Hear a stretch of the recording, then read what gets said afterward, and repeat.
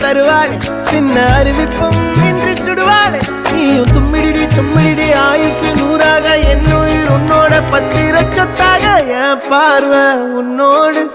உன் பொம்மை கண்ணோடு பேசாமல் விண்ணோடு நாம் மிதந்து போவோம் காதாரா